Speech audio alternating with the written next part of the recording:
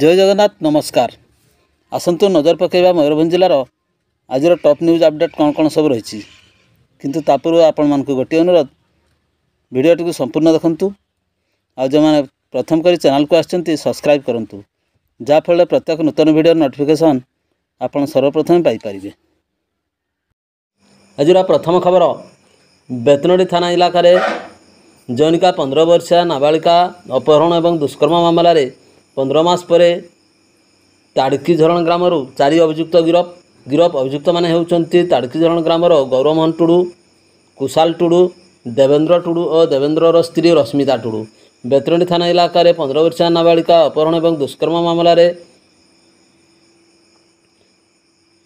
एतला क्रमे पीड़ितांकर एतला क्रमे 2023 मसीहा एप्रिल मसरे 149 नंबर में मामला रुजु कर बेतनोडी पुलिस तदंत आरंभ करथिला। तेबे मामलार अभियुक्त माने पुलिस आखिरे धूली दे लुचुवा बेले 4 जन अभियुक्त को ताड़की झरण ग्राम गिरफ कर सोमवार स्वास्थ्य परीक्षा पर अपराह्न 5टार स्वतंत्र पक्सो कोर्टे हाजर करा। तेबे समस्त अभियुक्तर जमीन नामंजूर पर बारिपदा स्थित विचार विभाग हाजत को पठाई दि जाएगी। परवर्ती खबर बेतनोडी उपखंड पुराणापाणी ग्राम जमी जमा बदरू धान तली नष्ट करने प्रतिवाद कर संघबद्ध आक्रमण अभियोग थाना मामला रुजु।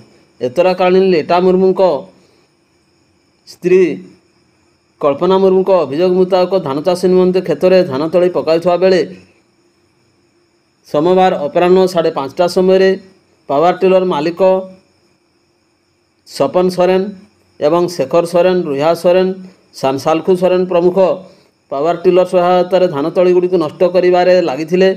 एने कापुरा, जमुना, झान प्रमुख प्रतिवाद करिबारु कदाल संघबद्ध आक्रमण कर आहत कर धमक चमक देते।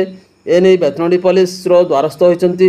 यापर लिखित एतला दायर करने पर बेतनोडी पुलिस सोमवार राति विभिन्न दफार 215 नंबर में मामला रुजु कर अधिक तदंत जारी रखी। परवर्ती खबर ओडिशार मयूरभंज जिले में सेमिलपाल टायर रिजर्व निकट में मेलानास्टिक टाइगर सफारी अनुमोदन हो सारी। वर्षर शेष सुधा यह आरंभ होगा नहीं बीसीसीएफ प्रशांत नंद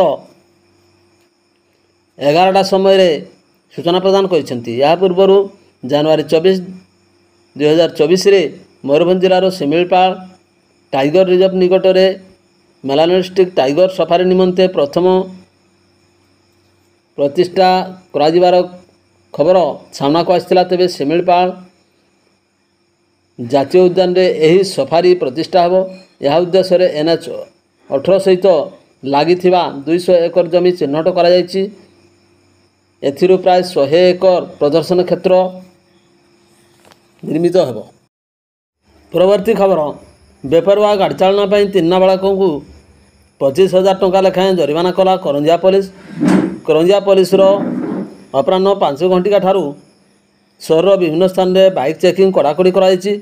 विशेष भाव नाबालक मैंने द्रुत गति बेपरवा भाव गाड़ी चालना करुवा गुरुवार करंजिया पुलिस अभियोग पाइथिला। एने करंजिया थाना अधिकारी नीरज मल्लिक निर्देश क्रमे एक दल सहर समस्त मुख्य रास्तार कड़ाकड़ी चेकिंग करथिले। एही समय 3 जन नाबालिका को 25,000 टंका लेखाएं करंजिया पुलिस जरिमाना करछि। यही जरिमाना अभिभावक मान निकट आदाय करा बोली थाना पक्षर सूचना दि जाएगी। परवर्ती खबर पुराणापाणी निकट में बोलेरो धक्कार बाइक आरोही गुरुतर। सकाल 11टा समय पुराणापाणी मुख्य जातीय राजपथ में द्रुत गति जाऊथुवा बोलेरो गाड़ी अन्य एक बाइक आरोही को धक्का दे खसी पड़ाइथिला। यापर स्थानीय लोक मैंने गुरुतर युवक कुना राउत को आम्बुलेंस जोगे रायरंगपुर डाक्तखाना भर्ती करथिले।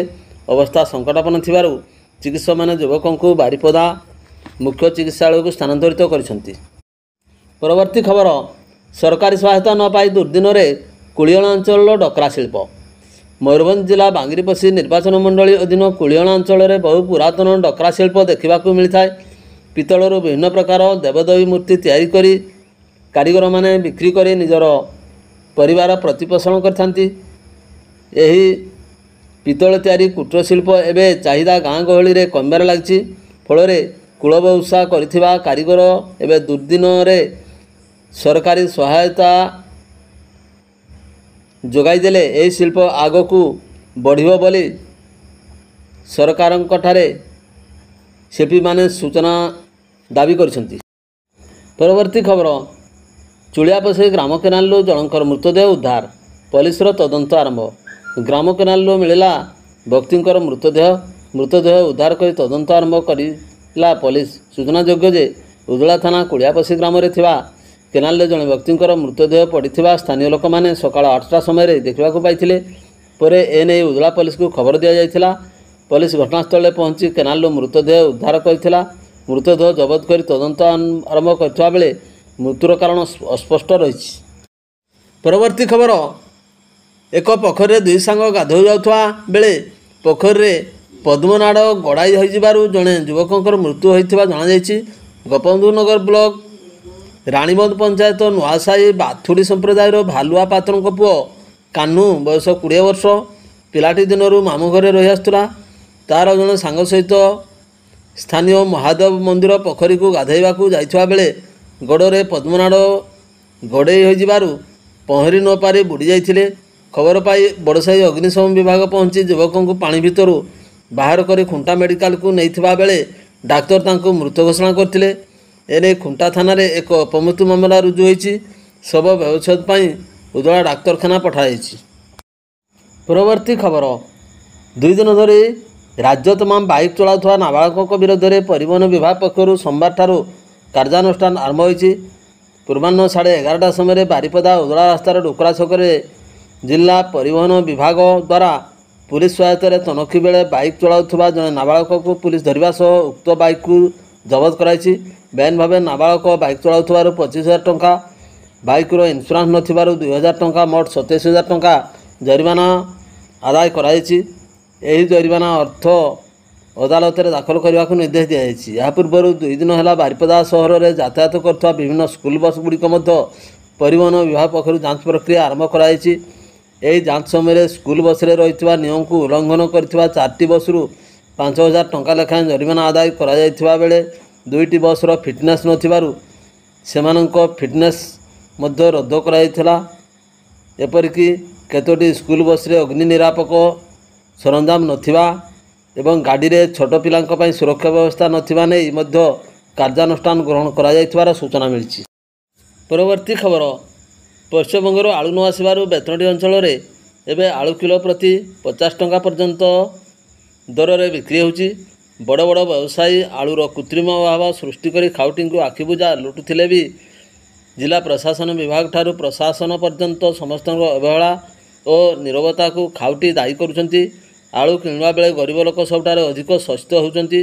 ତୁରନ୍ତ ପ୍ରଶାସନ ସୁଲଭ ଦରରେ ଆଳୁ ଯୋଗାଇ ଦେବାକୁ ଦାବି ହେଉଛି।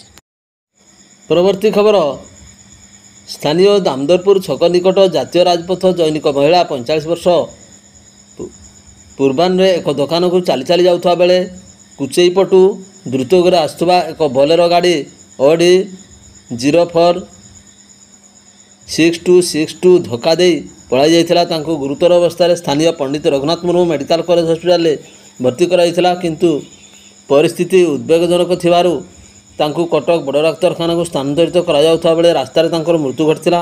ଏ ସମ୍ପର୍କରେ ତାଙ୍କ ପୁଅ ସଞ୍ଜୟ କୁମାର ପାତ୍ରଙ୍କ ଅଭିଯୋଗ କ୍ରମେ ବାରିପଦା ସଦର ଥାନାରେ 135/24ରେ ଏକ ମାମଲା ରୁଜୁ ହୋଇ ତଦନ୍ତ ଚାଲିଛି।